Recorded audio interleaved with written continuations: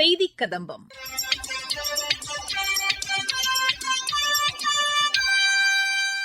இன்றைய செய்திக் கதம்பத்தில் ராணிப்பேட்டை மாவட்டத்தில் ஆற்காடு சட்டமன்ற தொகுதியில் வாக்காளர் நிலை அலுவலர்கள் தங்களது எஸ்ஐஆர் பணியை சிறப்பாக முடித்ததாக தெரிவிக்கின்றனர். பிரதம மந்திரி கிராம சாலைகள் மேம்பாட்டு திட்டத்தின் 25வது ஆண்டு விழா கொண்டாட்டத்தை முன்னிட்டு திருவண்ணாமலை மாவட்டத்தில் சாலை பாதுகாப்பு விழிப்புணர்வு பேரணி நடைபெற்றது குறித்து எமது செய்தியாளர் தரும் தகவல்கள் மற்றும் மத்திய அரசின் சமூக வலைதள பதிவுகள் ஆகியவை இடம்பெறுகின்றன. ராணிப்பேட்டை மாவட்டத்தில் ஆற்காடு சட்டமன்ற தொகுதியில் வாக்காளர் நிலை அலுவலர்கள் தங்களது எஸ்ஐஆர் பணியை சிறப்பாக முடித்ததாக தெரிவிக்கின்றனர். என் பெயர் ஆர் தமிழ்மலர். நான் அங்கன்வாடி பணியாளராக பணிபுரிந்து வருகிறேன். ராணிப்பேட்டை மாவட்டம் ஆற்காடு வட்டம் பாக எண் 182 வாக்குச்சாவடி நிலை அலுவலராக பணிபுரிந்து வருகிறேன். எனக்கு மொத்த வாக்காளர் 1419 வாக்காளர். இந்திய தேர்தல் ஆணைய படிவம் 1419 படிவமே தாலுகா ஆபீஸ்ல கொடுத்தாங்க. அதை எடுத்துட்டு போயிட்டு வீடு வீடாக சென்று அவர்கள்கிட்ட ஃபர்ஸ்ட் கையொப்பம் பெற்று ஒவ்வொரு படிவமாக வழங்கிட்டு வந்துட்டேன்.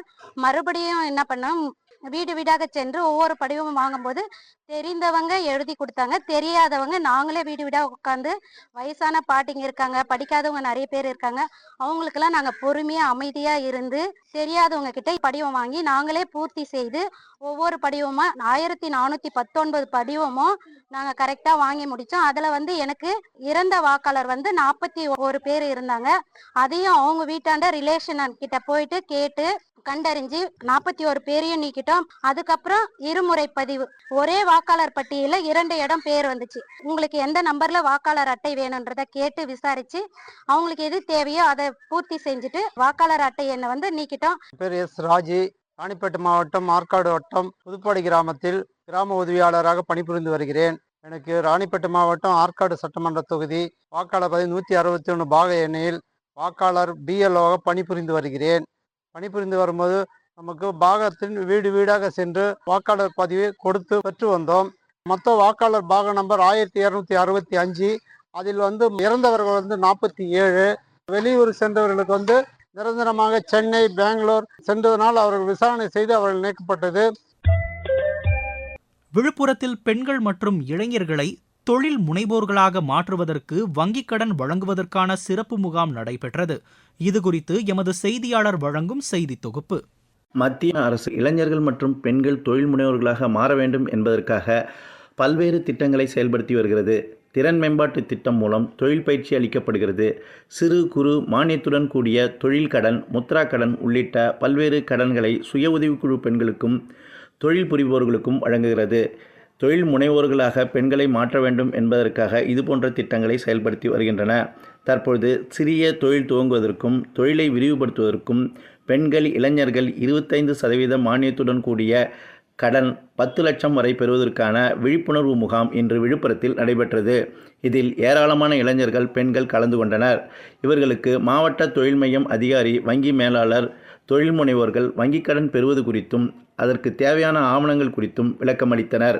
இது குறித்து மாவட்ட தொழில் மைய பொது மேலாளர் திரு அருள் கூறுகையில், தமிழ்நாட்டில் ஊரக பகுதிகளில் வேலைவாய்ப்பு உருவாக்குவதில் எம்எஸ்எம்இக்களுடைய பங்கு நடைபெற்றது. இதில் அனைத்து வங்கியாளர்கள் மற்றும் தொழில் முனைவோர்கள் அனைவரும் கலந்து கொண்டார்கள். கலந்து கொண்ட தொழில் முனைவோருக்கு வங்கி கடன் வாங்குவது, அதனுடைய நடைமுறைகள், அதனுடைய சிக்கல்கள், அதை சரி செய்யும் வழிமுறைகள் அனைத்தையும் எப்படி பயன்பெறுவது என்பது குறித்து விளக்கி சொல்லப்பட்டது.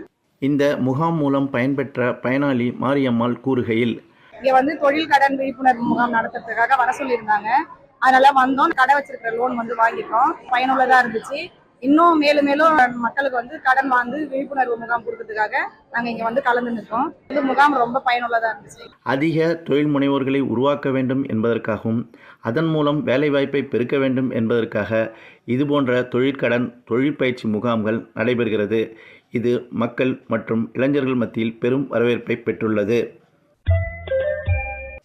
மின்சார சிக்கன வார விழா நடப்பாண்டில் டிசம்பர் 14 முதல் டிசம்பர் 20 வரை கடைபிடிக்கப்படுகிறது.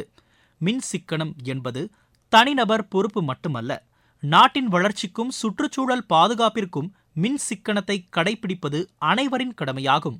இக்கருத்தினை வலியுறுத்தி விழிப்புணர்வு பேரணி சேலம் மாவட்டத்தில் நடைபெற்றது.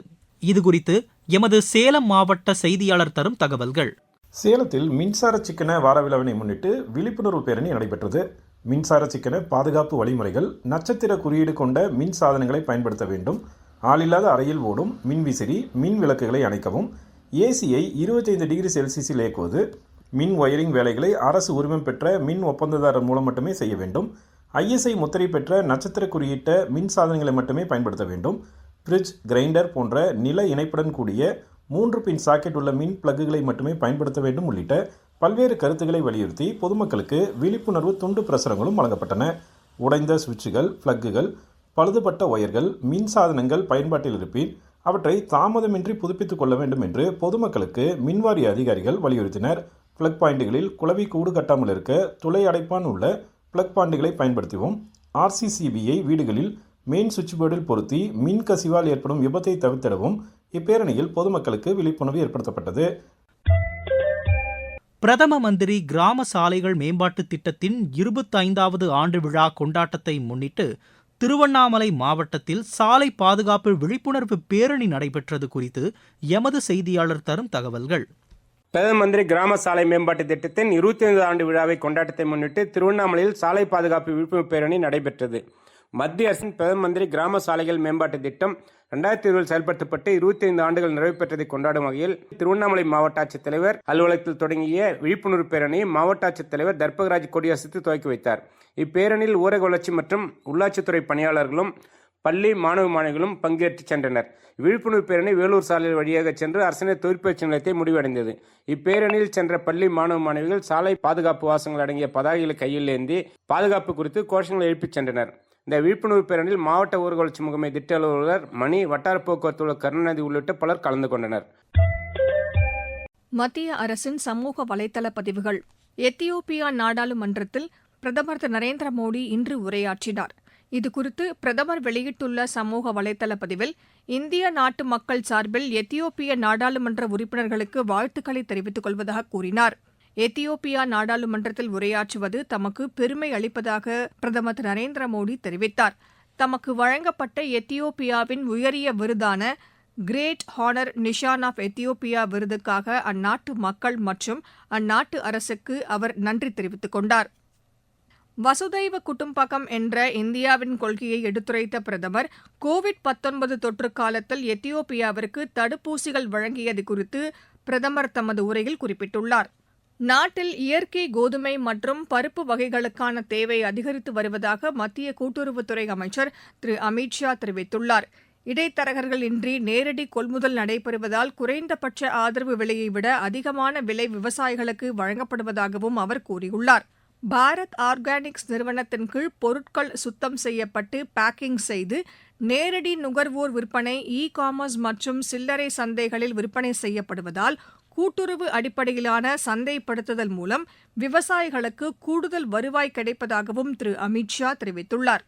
ஆதார் எண் வைத்திருப்பவர்களின் தனிப்பட்ட தரவை பாதுகாக்க முழுமையான ஏற்பாடுகள் செய்யப்பட்டுள்ளதாக மின்னணு மற்றும் தகவல் தொழில்நுட்பத்துறைக்கான மத்திய இணையமைச்சர் திரு ஜிதின் பிரசாதா தெரிவித்துள்ளார். UIDAI தரவுத்தளத்திலிருந்து ஆதார் அட்டை வைத்திருப்பவர்களின் எந்த தனிப்பட்ட தரவும் கசியவில்லை என்றும் அவர் கூறினார். நாட்டின் எல்லை தாண்டிய சைபர் குற்றங்களை எதிர்கொள்ள தேசிய தகவல் உள்கட்டமைப்பு பாதுகாப்பு மையம் தொடர்ந்து கண்காணித்து வருவதாக மத்திய மின்னணு மற்றும் தகவல் தொழில்நுட்ப அமைச்சகம் தெரிவித்துள்ளது. நாட்டின் டிஜிட்டல் உள்கட்டமைப்பிற்கு ஏற்படும் சைபர் அச்சுறுத்தல்களையும் அரசு தீவிரமாக கண்காணித்து விழிப்புடன் செயல்பட்டு வருவதாக கூறியுள்ளது. பாதுகாப்பு தணிக்கை நிறுவனங்கள் தகவல் பாதுகாப்பு நடைமுறைகளை செயல்படுத்தவும் ஆய்வு செய்யவும் 231 சைபர் பாதுகாப்பு தணிக்கை நிறுவனங்களை அங்கீகரித்துள்ளதாகவும் மின்னணு மற்றும் தகவல் தொழில்நுட்ப அமைச்சகம் தெரிவித்துள்ளது.